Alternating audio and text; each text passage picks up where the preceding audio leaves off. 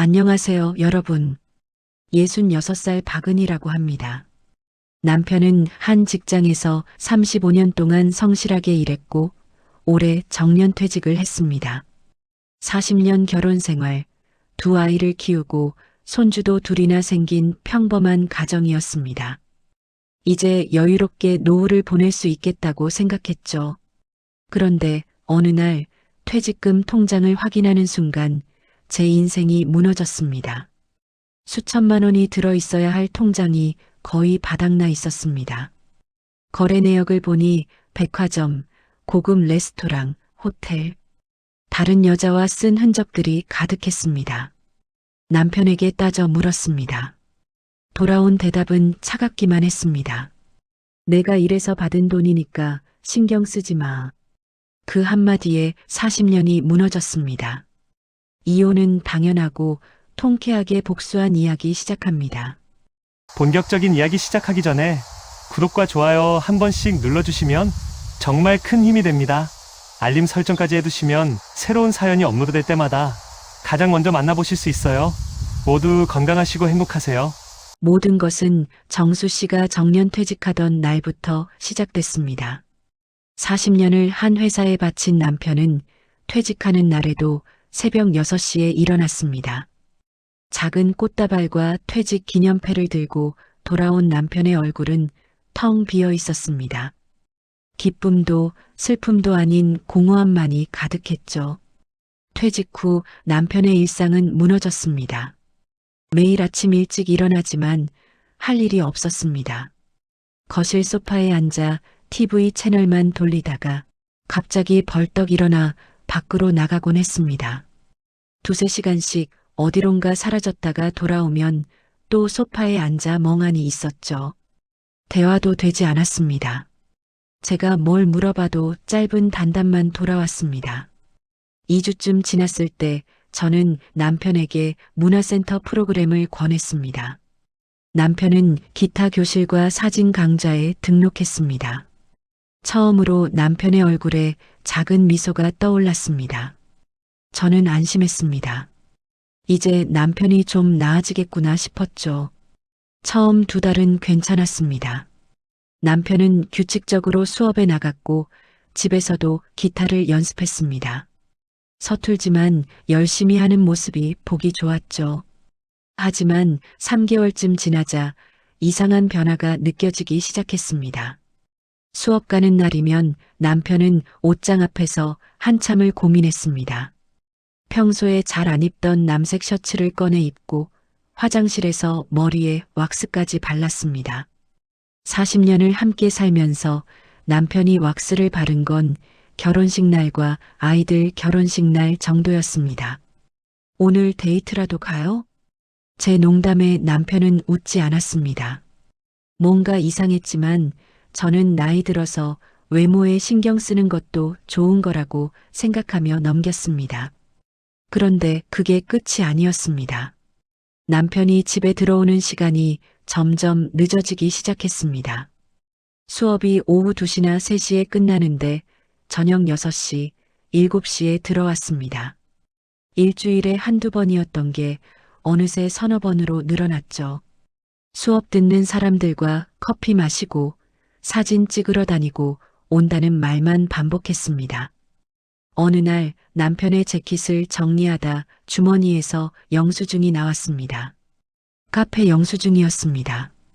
아메리카노 2잔. 손이 미세하게 떨렸습니다. 아니야. 친구랑 마신 거겠지. 저는 스스로에게 그렇게 말했습니다. 며칠 뒤 거실 탁자 위에 놓인 남편의 휴대폰에서 알림음이 울렸습니다. 화면이 켜지면서 메시지가 떴습니다. 오빠, 오늘 수업 끝나고 우리 지난번 그 카페에서 봐요. 그 순간 숨이 멎는 것 같았습니다. 오빠? 하트? 손이 떨렸습니다. 화장실에서 나온 남편은 휴대폰을 보고는 재빨리 주머니에 넣었습니다. 제 눈을 마주치지 않았습니다. 그날 밤 잠을 잘 수가 없었습니다. 40년을 함께 산 사람입니다. 단 한 번도 실수한 적 없던 가족을 위해 오직 일만 하며 살아온 사람입니다. 그런 사람이 설마, 아니야, 아닐 거야. 계속 스스로에게 말했습니다. 하지만 다음날 수업 가려고 새로 산 재킷을 입고 머리에 왁스를 바르며 거울 앞에서 한참을 서 있는 남편의 모습을 보면서 저는 알았습니다. 그건 단순히 취미 수업 가는 사람의 모습이 아니었습니다. 남편의 행동은 점점 더 노골적이 되었습니다. 수업 가는 날이면 1시간 전부터 준비를 시작했습니다. 옷을 갈아입고 면도를 하고 향수까지 뿌렸습니다. 향수요. 결혼 40년 만에 처음 보는 모습이었습니다. 남편이 앉았던 소파에는 향수 냄새가 한참 동안 남아 있었습니다. 어느 날 저녁 남편은 평소보다 더 늦게 8시가 넘어서 들어왔습니다. 사진 찍으러 멀리 나갔다 왔다고 했지만 목소리가 자연스럽지 않았습니다. 밖에서 밥도 먹고 왔다고 했습니다. 수업 듣는 사람들과 함께라는 똑같은 말만 반복했죠. 그날 밤 남편이 먼저 잠들었습니다. 저는 한참을 뒤척이다가 결국 남편의 휴대폰을 봤습니다. 나쁜 거 알았습니다. 하지만 참을 수가 없었습니다. 카카오톡을 열었습니다. 미란이라는 이름이 있었습니다. 대화 내용을 읽는데 손이 떨렸습니다. 오빠, 오늘 정말 즐거웠어요. 오빠랑 있으면 시간 가는 줄 몰라요. 나도 그래. 오늘 사진 찍은 거 보내줄게. 와, 오빠가 찍어준 사진 너무 예뻐요. 오빠는 정말 재능이 있으신 것 같아요. 과찬이야. 모델이 좋으니까 그렇지. 더 읽을 수가 없었습니다. 너무 큰 충격에 눈물조차 나오지 않았습니다. 40년이었습니다. 40년을 함께 살았는데 다음 날 아침 저는 아무렇지 않은 척 했습니다. 남편은 제 얼굴을 제대로 쳐다보지도 않았습니다. 밥을 먹으면서도 휴대폰만 들여다봤죠. 그 모습을 보면서 확신했습니다. 남편이 저한테서 멀어지고 있다는 걸, 그 여자가 누군지 알고 싶지 않았습니다. 하지만 마음이 계속 불안했습니다. 어느 날 저는 남편을 따라갔습니다. 문화센터 앞에서 멀찍이 떨어져 지켜봤습니다. 복도 끝에서 기타 교실을 바라봤습니다. 유리창 너머로 안이 보였습니다. 그리고 봤습니다. 남편 옆에 앉아 있는 여자를 40대 후반쯤 돼 보이는 단정한 옷차림의 단발머리 여자였습니다. 화장을 연하게 한 얼굴이 깔끔해 보였습니다. 그 여자가 남편에게 기타를 가르쳐 주고 있었습니다. 남편의 손을 잡아 코드를 잡는 법을 알려주고 웃으면서 이야기를 나눴습니다. 남편도 웃고 있었습니다. 제가 몇 년간 보지 못했던 환한 웃음이었습니다. 그 자리에 서서 한참을 봤습니다. 가슴이 무너지는 것 같았습니다. 집으로 돌아오는 길 아무 생각도 나지 않았습니다. 그냥 멍하니 걸었습니다. 집에 도착해서 거실 소파에 주저앉아 소리내어 울었습니다. 왜 이러는 거야? 제가 뭘 잘못한 걸까요? 40년 동안 남편을 위해, 아이들을 위해, 가족을 위해 살았는데 제가 뭘 잘못한 걸까요? 그날 저녁 남편이 돌아왔을 때 수업 이야기를 물었습니다. 남편은 코드 연습했다고 짧게 대답했습니다. 거짓말이었습니다. 저는 봤습니다. 남편이 그 여자와 웃으면서 이야기하는 걸, 수업보다 더 많은 시간을 그렇게 보내는 걸. 몇 주가 지났습니다. 남편은 점점 더 집에 있는 시간이 줄어들었습니다. 수업이 없는 날에도 사진 찍으러 나간다며 밖으로 나갔습니다. 혼자 간다고 했지만 거짓말인 걸 알았습니다. 어느 날 저는 남편 몰래 통장을 확인했습니다. 퇴직금이 들어있던 통장이었습니다. 잔액이 많이 줄어 있었습니다. 거래 내역을 하나하나 확인했습니다. 백화점에서 옷을 샀더군요. 고급 레스토랑에서 식사를 했습니다. 호텔도 있었습니다. 여행사도 있었습니다. 남편은 이미 몇 달 전부터 그 돈을 쓰고 있었던 겁니다. 그 여자와 함께 바닥에 주저앉았습니다. 통장을 손에 쥔 채로 한참을 그렇게 앉아 있었습니다. 배신감보다 허무함이 더 컸습니다. 저도 평생 이 가정을 위해 살았는데, 저도 꿈이 있었습니다. 젊었을 때 하고 싶었던 것들이 있었습니다. 하지만 결혼하고 아이 낳고 시부모 모시고 그러다 보니 제 꿈은 다 잊고 살았습니다. 그런데 이게 제가 받은 대가인가요? 그날 밤 남편에게 통장 이야기를 꺼냈습니다. 남편의 얼굴이 굳어졌습니다. 내 퇴직금이니 어디에 쓰든 상관하지 말라는 말만 했습니다. 제 눈을 똑바로 쳐다보지 못했습니다. 며칠 뒤 남편이 일찍 들어와 거실 식탁에 앉았습니다. 커피잔을 만지작거리면서 한참을 아무 말도 안 했습니다. 그리고 입을 열었습니다. 우리 이혼하자고. 그 순간 세상이 멈춘 것 같았습니다. 귀에서 윙 하는 소리가 들렸습니다. 눈앞이 하얗게 변했습니다. 남편은 말했습니다. 40년을 함께 살았고 고마웠지만 이제 자기 인생을 살고 싶다고. 저는 물었습니다. 여자 있죠? 남편이 깜짝 놀라며 저를 쳐다봤습니다. 저는 장미란이라는 이름을 말했습니다. 남편의 얼굴이 하얗게 질렸습니다. 다 알아요.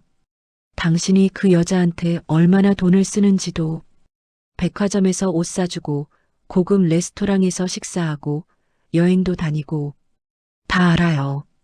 남편은 미안하다는 말만 반복했습니다. 저는 목소리를 높였습니다. 미안하면 다해요? 40년을 함께 산 사람한테 미안하다는 말 한마디면 다해요? 남편은 고개를 숙인 채 아무 말도 하지 않았습니다. 저는 물었습니다. 그 여자가 뭐가 좋은데요? 나보다 뭐가 나은데요? 남편은 대답하지 못했습니다. 저는 소리쳤습니다. 나도요, 당신한테 평생 잘해줬어요. 당신 뒷바라지하면서 아이들 키우면서 시부모님 모시면서 내 인생을 다 바쳤다고요. 남편도 눈물을 흘렸습니다. 하지만 결심은 바뀌지 않았습니다. 미란이와 함께 살고 싶다고 했습니다. 미란이가 자기 집으로 들어오라고 했다고 말했습니다. 저는 비웃었습니다. 그리고 말했습니다. 가세요. 가고 싶으시면 가세요. 어차피 마음은 이미 떠났잖아요. 안방으로 들어가 문을 닫았습니다. 문 밖에서 남편의 목소리가 들렸습니다. 이혼 서류는 준비하겠다고, 미안하다고. 대답하지 않았습니다. 이불을 뒤집어 쓰고 울었습니다. 새로운 시작. 다음 날 남편은 짐을 쌌습니다. 옷가방 하나, 기타, 카메라. 그게 전부였습니다. 현관문을 나서며 다시 한번 미안하다는 말을 남겼습니다. 저는 대답하지 않았습니다. 문이 닫혔습니다. 40년이 그렇게 끝났습니다. 집은 텅 비어 있었습니다. 남편의 흔적들이 사라진 집. 처음으로 혼자가 되었습니다. 며칠 동안 아무것도 할 수 없었습니다. 그냥 멍하니 앉아 있었습니다. 울다가 화가 나다가 허무해지다가를 반복했습니다. 한 달쯤 지났을 때 이혼 서류가 도착했습니다. 서류를 보는데 손이 떨렸습니다. 하지만 망설이지 않았습니다. 서명했습니다. 40년의 결혼이 그 한 번의 서명으로 끝났습니다. 재산 분할 조정이 시작됐습니다. 남편이 이미 써버린 퇴직금 때문에 분쟁이 생겼습니다. 변호사는 남편이 불리하다고 했습니다. 혼인 중 재산을 제3자에게 부당하게 사용한 것이 인정될 수 있다고 했습니다. 결국 집은 팔렸고 저는 제 몫의 돈을 받았습니다. 퇴직금에서 남편이 쓴 돈의 절반도 보상받았습니다. 하지만 금액이 크지 않았습니다. 이미 많이 써버렸으니까요. 그 돈으로 작은 원룸을 얻었습니다. 단칸방이었지만 제 공간이었습니다. 마트에서 아르바이트 자리를 구했습니다. 66살에 처음으로 사회생활을 시작했습니다. 쉽지 않았습니다. 하루 종일 서 있으니 다리도 아프고 허리도 아팠습니다. 하지만 이상하게도 괜찮았습니다. 제 힘으로 번 돈으로 제가 먹고 싶은 걸 사 먹었습니다. 누구 눈치 볼 필요 없이 제가 하고 싶은 대로 했습니다. 작지만 자유로웠습니다. 이혼한 지 6개월쯤 지났을 때 남편의 친구에게서 연락이 왔습니다. 남편이 쓰러졌다는 소식이었습니다. 뇌졸중이었습니다. 왼쪽 팔다리가 마비됐다고 했습니다. 그리고 더 충격적인 소식을 들었습니다. 그 여자 장미란이 남편을 버렸다는 것이었습니다. 남편이 쓰러지자 재산을 챙겨 사라졌다고 했습니다. 남편이 그 여자에게 준 돈만 수천만 원이 넘었다고 했습니다. 남편은 병원에 혼자 누워 있었습니다. 재활치료비도 감당하기 어려운 상황이었습니다. 아이들도 아버지를 외면했습니다. 엄마를 버리고 나간 아버지를 용서할 수 없다고 했습니다. 저는 며칠 동안 고민했습니다. 갈까 말까? 보고 싶지 않았습니다. 하지만 궁금했습니다. 40년을 함께 산 사람이 어떻게 되었는지. 결국 병원에 갔습니다. 남편은 병실 침대에 누워 창밖만 바라보고 있었습니다. 제 발소리를 듣고 고개를 돌렸습니다. 눈이 커졌습니다. 믿을 수 없다는 표정이었습니다. 은희야? 저는 침대 옆 의자에 앉았습니다. 남편은 웃으려고 했지만 얼굴 한쪽이 마비되어 웃을 수가 없었습니다. 그저 눈물만 흘렀습니다. 남편은 말했습니다. 미란이가 자신을 버렸다고, 돈만 다 가져가고 사라졌다고, 이제 정말 혼자가 되었다고, 천벌을 받은 거라고, 조강지처를 버린 대가라고. 저는 한참 침묵했습니다. 원망스러웠습니다. 지금도 원망스러웠습니다. 하지만 동시에 슬프기도 했습니다. 이렇게 비참하게 끝나는 모습이 원망할 힘도 없어요. 제가 말했습니다. 처음엔 원망했어요. 많이 했어요. 하지만 지금은 그냥 허무해요. 남편은 울었습니다. 제발 한 번만 기회를 달라고 다시 시작하자고 말했습니다. 하지만 저는 고개를 저었습니다. 안 돼요. 다시는 안 돼요. 일어났습니다. 남편이 손을 뻗었습니다. 그 손을 잡지 않았습니다. 몸 잘 추스르세요. 요양원 입소 절차를 도와줬습니다. 서류 작성하고 비용 알아보고 국가에서 지원하는 요양원으로 보냈습니다. 그게 제가 해줄 수 있는 마지막이었습니다. 요양원으로 가는 날 구급차가 왔습니다. 남편을 들것에 눕혀 실었습니다. 저는 멀리서 지켜봤습니다. 남편이 저를 보고 손을 흔들었습니다. 움직이는 오른손으로. 저는 손을 흔들어주지 않았습니다. 그냥 가만히 서 있었습니다. 구급차가 출발했습니다. 사라질 때까지 지켜봤습니다. 그리고 돌아섰습니다. 이제 정말 끝이구나. 마음 한구석이 시원섭섭했습니다. 원망스럽고 미웠지만 40년을 함께 산 사람이었으니까요. 하지만 이제는 혼자가 되었습니다. 그날 밤 작은 집에 앉아서 혼자 소주를 마셨습니다. 술을 별로 안 좋아하는데 그날은 마시고 싶었습니다. 당신이 선택한 거예요. 당신이 나를 버렸잖아요. 혼자 중얼거렸습니다. 그리고 내 인생은 이제 내 거예요. 눈물이 났습니다. 한참을 울었습니다. 하지만 그게 마지막 눈물이었습니다. 남편을 위해 흘리는 마지막 눈물. 한 달쯤 지났을 때 요양원에 전화했습니다. 남편 상태를 물었습니다. 재활치료는 받고 있지만 의욕이 없다고 했습니다. 왼쪽 팔다리 마비가 심해 거의 침대에 누워 지낸다고 했습니다. 자꾸 생각났습니다. 마트에서 일하다가도 밥을 먹다가도 문득문득 생각이 났습니다. 나를 버리고 간 사람인데 왜 자꾸 생각나는지 모르겠었습니다. 어느 날 다시 요양원에 갔습니다. 왜 가는지 저도 잘 몰랐습니다. 보고 싶어서도 걱정돼서도 아니었습니다. 그냥 뭔가 마음에 걸렸습니다. 남편은 침대에 반쯤 기대 앉아 창밖을 보고 있었습니다. 저를 보고 눈이 커졌습니다. 믿을 수 없다는 표정이었습니다. 웃으려고 했지만 얼굴이 마비되어 웃을 수 없었습니다. 눈물만 흘렀습니다. 왜 왔어? 그냥 궁금해서요. 어떻게 지내시나? 남편은 울면서 말했습니다. 천벌을 받은 거라고, 조강지처를 버린 대가라고, 미란이가 돈만 챙겨 떠났다고, 이제 정말 혼자라고. 저는 한참 침묵했습니다. 원망할 힘도 없어요. 처음엔 원망했어요. 많이 했어요. 하지만 지금은 그냥 허무해요. 일어섰습니다. 몸 잘 추스르세요. 그게 제가 해줄 수 있는 마지막이에요.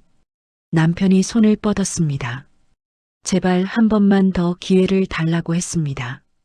하지만 저는 그 손을 잡지 않았습니다. 저도 혼자 살아요.